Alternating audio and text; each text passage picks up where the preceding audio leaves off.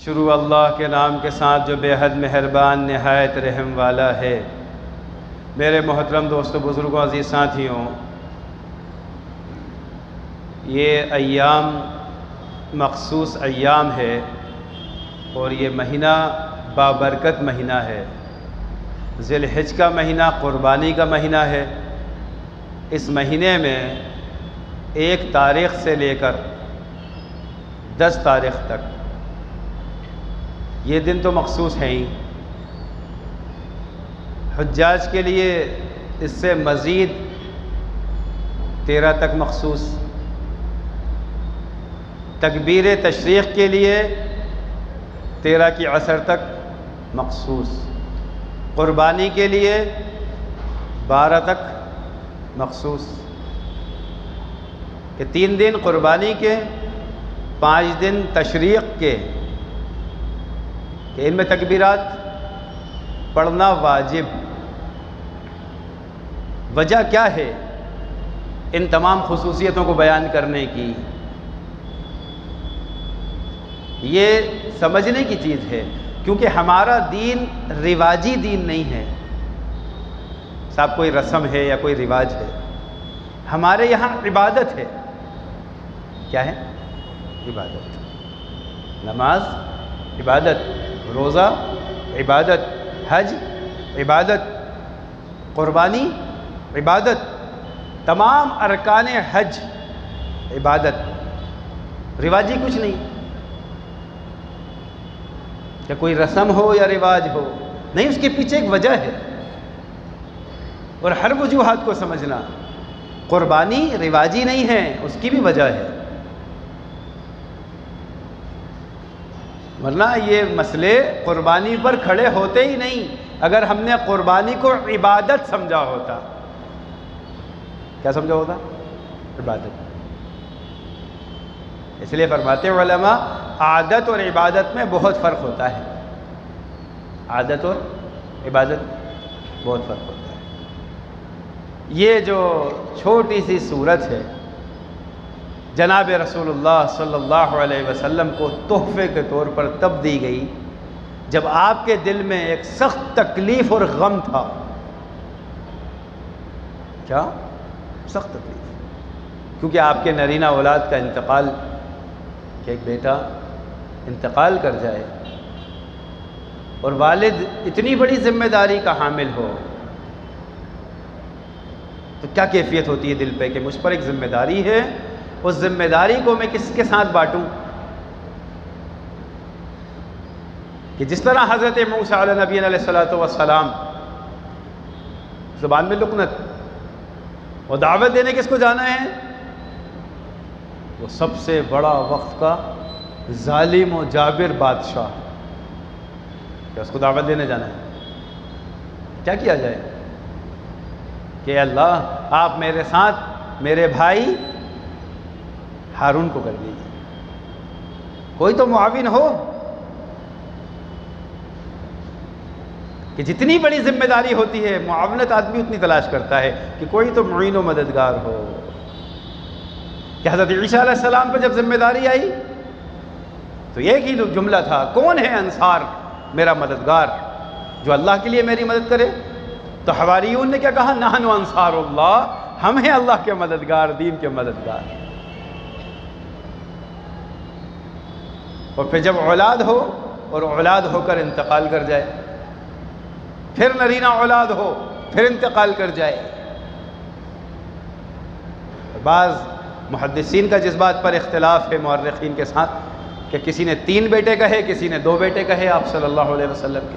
بیٹیوں پر تو اتفاق ہے کہ آپ کی 4 بیٹیاں تھیں، لیکن بیٹوں میں اختلاف ہے، کسی نے 3 کہے، کسی نے 2 کہے۔ تو ابراہیم، قاسم، عبداللہ، اور انتقال ایک کے بعد ایک ہو جانا لڑکوں کا، اور پھر لوگوں کو موقع ملنا کہ لوگ جو گھات میں بیٹھتے ہیں نا تاک لگا کر، وہ بڑے خطرناک ہوتے ہیں۔ ہاں، کہ تاک لگائے بیٹھے ہوئے، اور کیا کہا کہ ہم نے تو نبی پر ایسا جادو کر دیا تمہارے محمد پر صلی اللہ علیہ وسلم کہ ان کی جڑ ختم، علیہ باللہ، جملے کیا استعمال کریں، ان کی جڑ ختم، یعنی کوئی نسل نہیں ہوگی، جب نرینہ اولادی نہیں ہوگی تو نسل کیسے چلے گی؟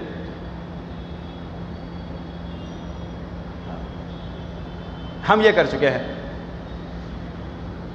اور یہ بات جب پہنچے اس شخص پر جس کی اتنی بڑی ذمہ داری ہو پورے عالم کی، پوری امت کی، کہ آپ کے متعلق یہ بات کہی جا رہی ہے، تو کس طرح تکلیف پہنچے گی دل پر؟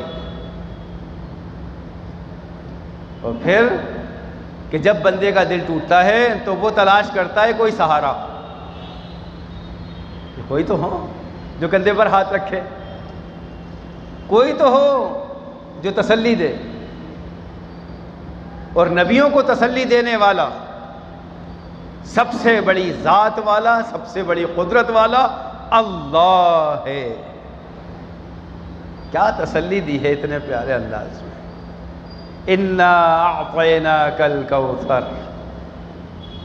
بلا شبہ نبی جی ہم نے آپ کو کوثر عطا کی ہے. علماء نے کوثر کا ترجمہ سب سے زیادہ، جمہور علماء کا اتفاق، کوثر سے مراد حوض کوثر، جو ایک حوض ہے.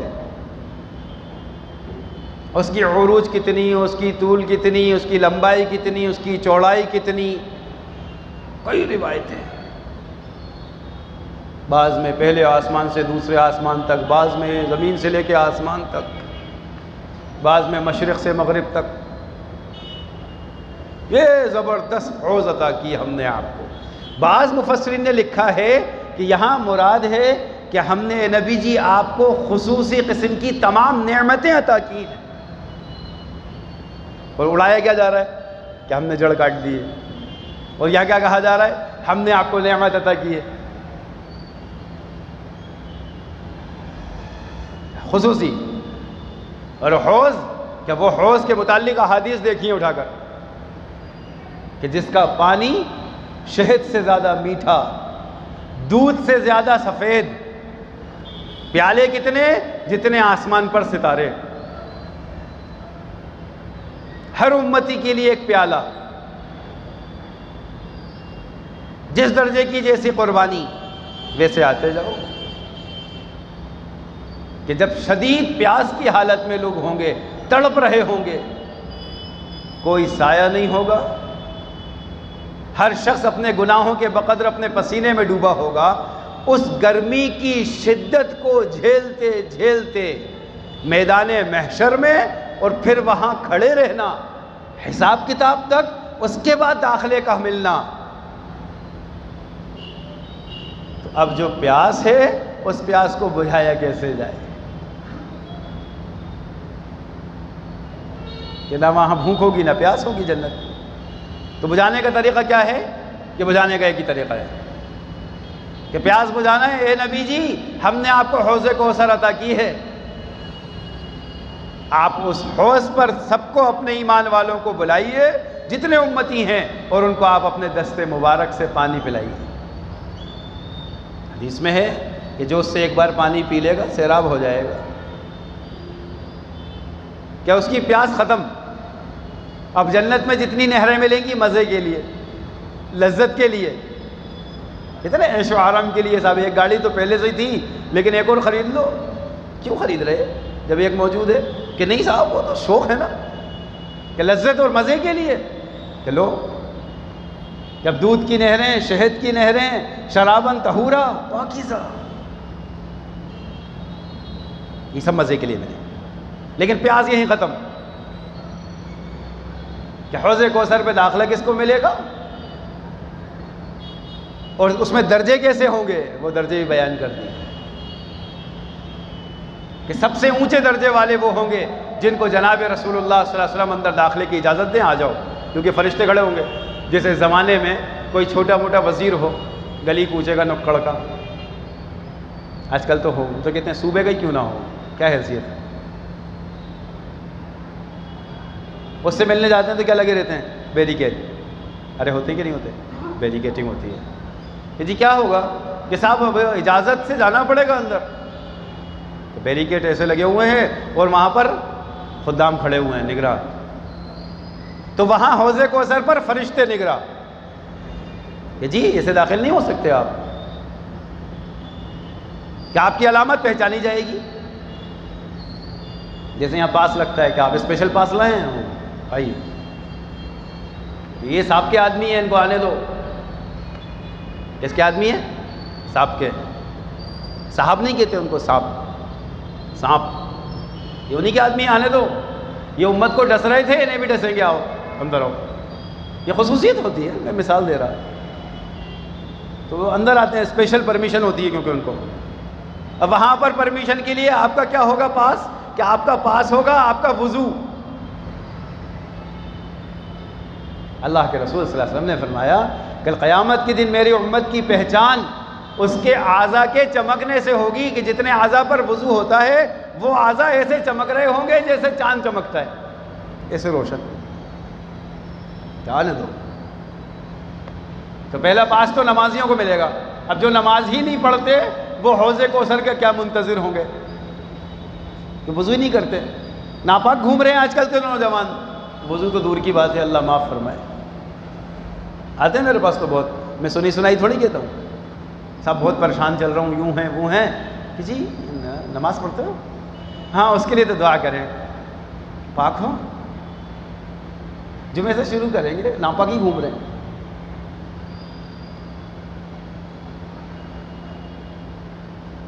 اور ناپاک کتنی وجہوں سے ہوتا ہے آدمی؟ حدث اکبر بڑی ناپاکی سے، تو وہ تو کوئی بھی عام آدمی بھی نہیں گھومے گا سڑکوں پر. اس کا مطلب ہے کہ آپ نے پیشاب کیا ہوا ہے اور آپ اس کی ناپاکی لے کر گھوم رہے ہیں. اور جناب رسول اللہ صلی اللہ علیہ وسلم نے فرمایا میں نے عذاب قبر ہوتے ہوئے دیکھا ہے اپنی آنکھوں سے. اور جس قبر میں آپ نے دیکھا کہ عذاب قبر ہو رہا ہے وہ پیشاب سے احتیاط نہ کرنے کی وجہ سے ہو. تب یہ ناپاک گھومنے والے کس وجہ سے گھوم رہے ہیں؟ پیشاب کے قطرات کی وجہ سے. اور عذاب قبر پیشاب کی وجہ سے. کہ یہ علامت ہوگی. پھر حدیث میں آگے فرمایا کہ فقط وضو اور نماز کہ یہی تمہارا پاس نہیں ہے بلکہ دین محمدی جو اصل ہے اگر اس پر عمل ہوگا تو انٹری ملے گی. ایسا نہیں کہ صرف وضو کرنے والوں کو انٹری مل جائے. عقیدہ فاسد ہو، شرک و بدعت میں مبتلا ہیں، نفاق بھرا ہوا ہے، انٹری ہے. اللہ ہم سب کی حفاظت فرمائے کہ انٹری وہ ہوگی کہ جو دین محمدی پر ہوں. کہ بعض کو فرشتے دھکائیں گے پیچھے ان کا اعمال نامہ دیکھ کر. اللہ کے رسول دیکھیں گے کہ ان کے تو اعضاء چمک رہے ہیں وضو کی وجہ سے، ہی تو میرے امتی ہیں، ان کو آنے دو. فرشتے کہیں گے اللہ کے رسول آپ نہیں جانتے آپ کے بعد ان لوگوں نے آپ کا دین بگاڑا تھا. کیا بگاڑا تھا؟ دین بگاڑا تھا. ان کا داخلہ نہیں، بھلے آپ کے امتی ہیں، داخلہ نہیں، انہوں نے دین بگاڑا ہے.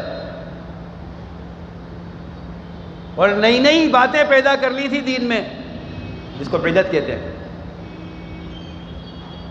علماء نے صاف صاف لکھا ہے، حدیث میں آیا ہے مبتدعین یعنی وہ بدعتی ہوں گے، یعنی دین میں نئی باتیں پیدا کی ہوں گی. اللہ کے رسول صلی اللہ علیہ وسلم کو اتنا سخت غصہ آئے گا کہ میں سارا دین دے کر آیا ہوں، قرآن حدیث میرا سارا طریقہ، پھر تم نے میرا دین بگاڑا. تو لفظ حدیث میں ملتے ہیں اللہ کے رسول اتنے سخت غصے میں ہو کر کہیں گے سحقن سحقن ان کو میری نظروں سے دور کر دو. فرشتے ان کو دھکائیں گے اور دھکاتے ہوئے لے جائیں گے.